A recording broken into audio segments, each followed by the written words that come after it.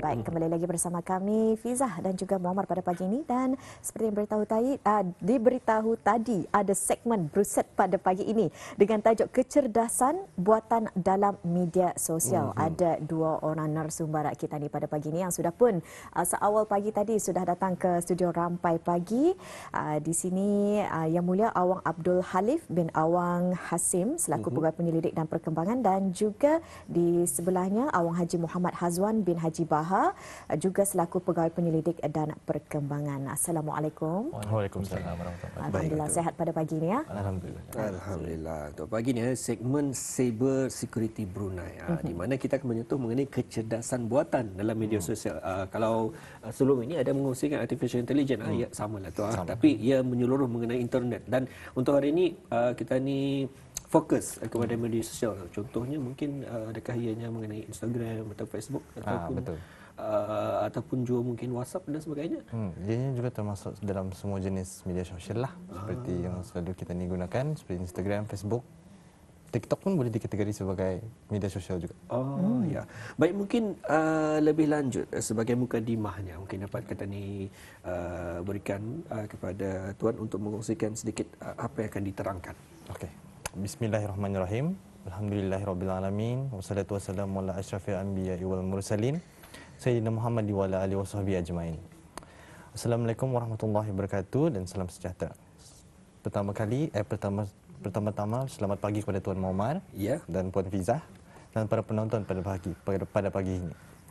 Terlebih dahulu, pihak Cyber Security Brunei ingin mengambil kesempatan ini untuk mengucapkan selamat Hari Raya, maaf zahir dan batin, dan pihak Cyber Security Brunei juga ingin mengucapkan ribuan terima kasih kepada Rampai Pagi, Radio Television Brunei ke atas jemputan wawancara pada pagi ini kerana memberikan peluang lagi kepada kami untuk mengungsikan dan memberikan lagi pelbagai isu semasa mengenai ancaman-ancaman jenayah cyber.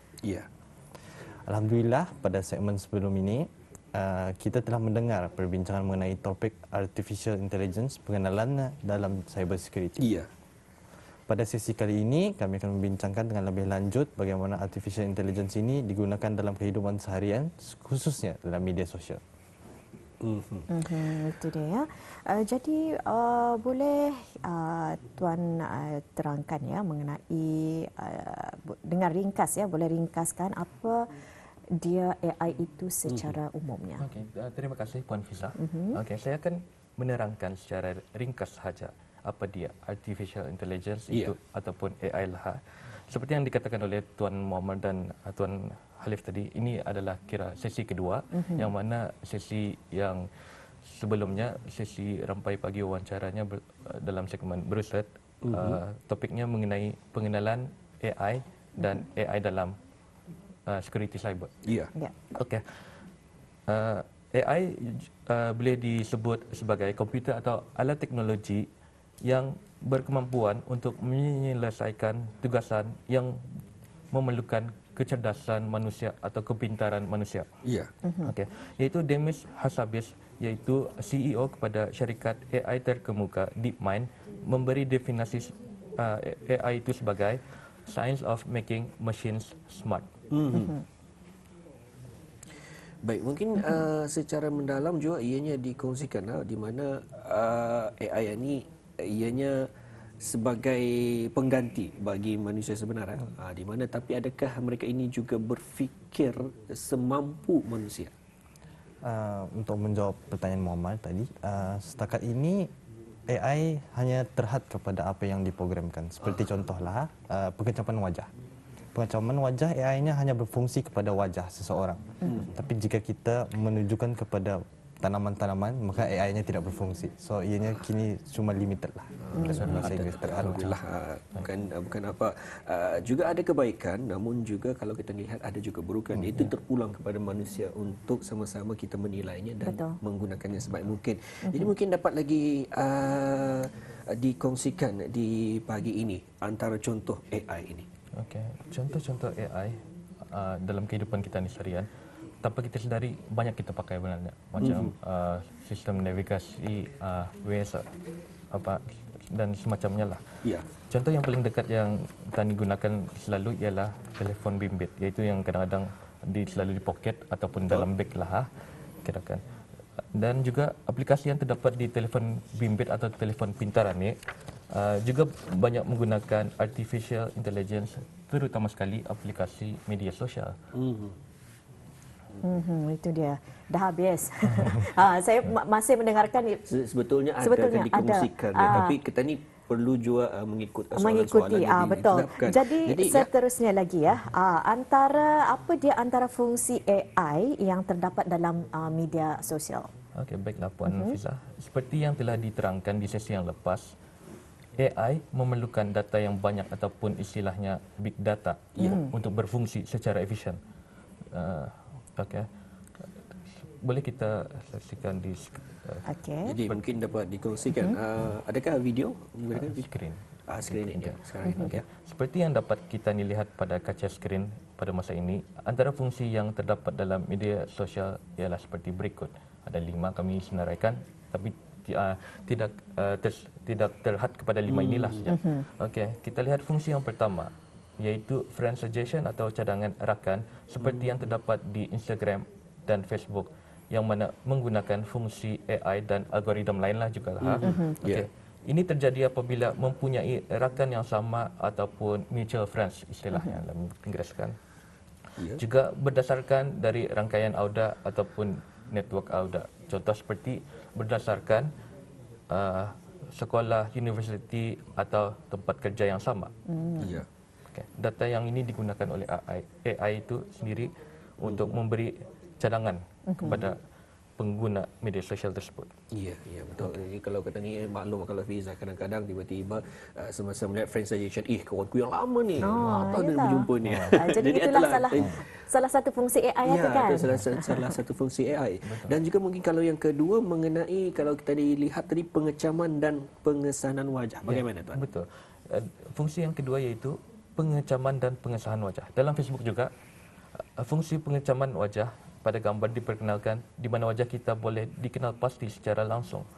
Apabila kita memuat naik gambar, ia akan memberitahu kita cadangan atau rekomendasi siapa di dalam gambar tersebut jika kita ingin men-tag mereka. Okey, dengan ini AI yang dipakai ialah image recognition yang di mana anda computer vision salah satu cabang daripada AI. Okey. Saya teruskan yang ketiga, pengesanan kata ejekan, kebencian dan penghinaan.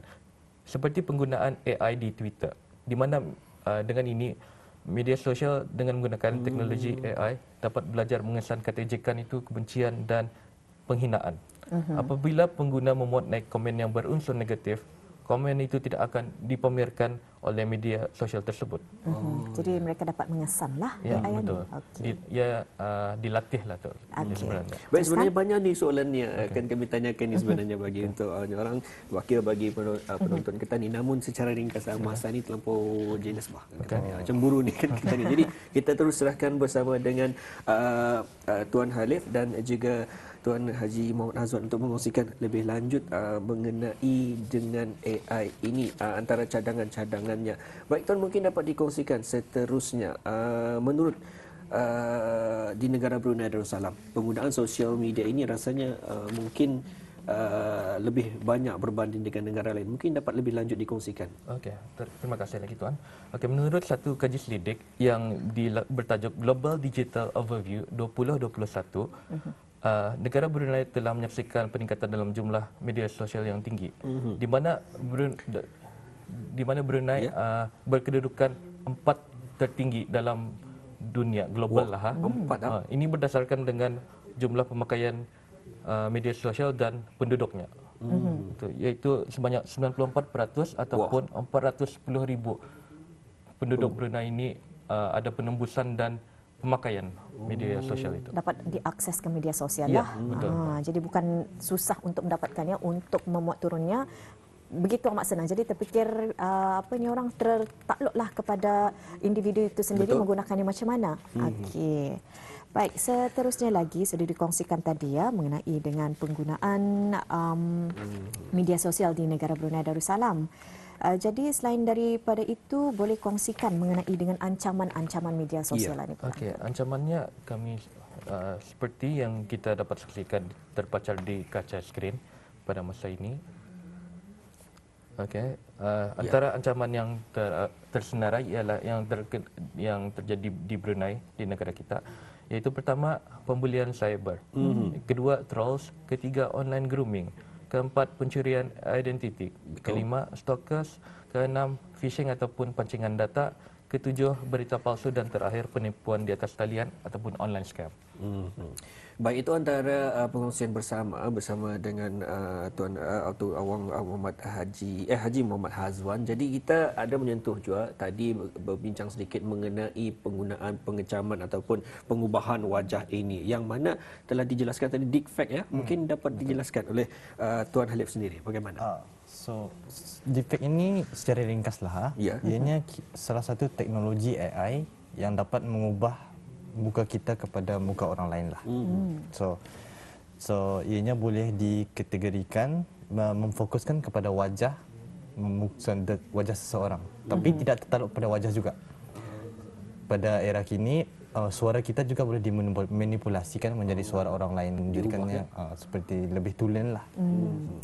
Baik, juga yang seperti yang anda saksikan di TV sekarang ini ya, ini juga antara contoh ya deepfake berkenaan dan juga telah pun dikongsikan bersama mengenai deepfake ini. Jadi telah pun disediakan ya daripada pihak tuan sendiri bagaimana deepfake ini berfungsi. Jadi sebentar saya lagi anda dapat menyaksikan satu paparan video yang mana kita mungkin dapat saksikan bersama. Sebentar lagi kita akan menyaksikan sebentar lagi. Jadi kita berikan ruang bagi ya, ini antaranya. Seperti yang kita lihat pada video ini, pada kiri saya adalah usahawan terkemuka Elon Musk. Seperti yang kita tahu, kirakan dia punya President of Tesla lah. Ya, Tesla. Muka beliau telah dimanipulasi menggunakan deepfake, diganti dengan gambar seperti Robert Downey Jr. iaitu lebih dikenali sebagai pelakon Iron Man. Baik, itu amat sukar untuk kita ni membezakan sebetulnya. Kalau tidak ada gambar yang original itu pastinya ataupun yang asli pastinya kita ni memikirkan orang lain yang akan mengongsikan. Jadi sekali lagi kami minta maaf daripada pihak Rampai Pagi, kita ini kesuntukan masa. Jadi kita terus sahaja. InsyaAllah kalau ada ruang lain lagi kita disentuh lagi mengenai artificial intelligence ini ataupun cuma mengenai deepfake itu sendiri, malah sebenarnya banyak nih yang ditanyakan ni sebetulnya. Jadi mungkin kita terus sahaja dapat dikongsikan mungkin saranan daripada pihak tuan sendiri. Silakan. Saranan saya bagi bagaimana cara untuk kita ni melindungi data kita ni daripada digunakan seperti deepfake ini. Yang pertama, pastikan profil anda di dalam media sosial dalam keadaan private, agar data anda tidak dicuri oleh orang yang tidak bertanggungjawab. Yang kedua, tapislah follower anda di media sosial. Pastikan di kalangan orang yang dikenali sahajalah. Friends saja. Friends sajalah. Yang ketiga, gunakan sistem access multi-factor authentication. Seperti seperti menggunakan password dan menggunakan SMS juga. Yang keempat, janganlah dedahkan maklumat dan lokasi pribadi anda. Itu amat pentinglah. Jangan sesekali menekan pautan yang mencurigakan, seperti spam email dan phishing email lah. Seterusnya, pastikan dulu kesahihan berita tersebut. Seperti teknologi deepfake ini kan, ini amatlah sukarlah sebelum disebarkan. Lebih baik jangan disebarkan berita yang palsu lah, yang belum tentu kesahihan. Itu amat penting. Dan yang terakhir, berfikir dululah sebelum memuat naik sesuatu di media sosial. Jangan riski, aku dulu mendapat berita ni yang forward-forwardnya. Macam tu. Jangan macam-macam ya. Baik, maaf je kami ucapkan sekali lagi kerana ada kesempatan untuk mengkongsikan lebih lanjut mengenainya. Sebetulnya tajuk ini amat penting untuk kita ni. Namun kita ucapkan terima kasih kepada Awang Abdul Halif bin Awang Hashim, Pegawai Penyelidik dan Perkembangan, juga kepada Awang Haji Muhammad Hazwan bin Haji Baha, Pegawai Penyelidik dan Perkembangan juga berkesudian untuk mengongsikan bersama segmen Cyber Security Brunei di mana kecerdasan buatan dalam media sosial. Jadi untuk mengetahui lebih lanjut, insyaAllah Auda akan kami bawakan lagi di ruangan yang lainnya di segmen Cyber Security Brunei ini. Jadi teruskan Auda bersama kami di Rampai Pagi setiap hari.